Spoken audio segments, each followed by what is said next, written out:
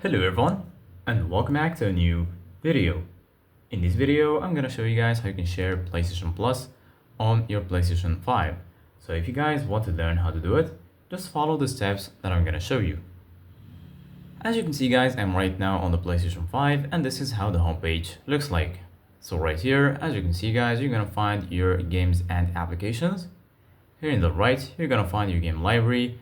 Right here, you're gonna find all of your installed games and applications. Here in the left, you're gonna find PlayStation Plus and also PlayStation Store.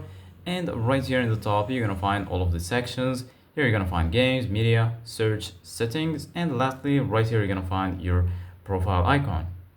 So basically guys, right now, if you want to share PlayStation Plus on your PlayStation 5, first of all, go ahead and click on change user or switch user, and then choose the account where you have PlayStation Plus, for example this one. And then once you do that, once you're here in this user, go ahead and search for settings, click on it, and then right here you're gonna find accessibility, network, users and account, family and parental controls, system, storage, sound, and so on.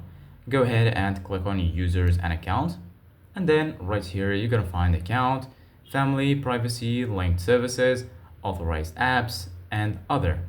Go ahead and click on other, and then here you're gonna find console sharing and offline play, restore licenses, and from here you can sign out from your PlayStation account.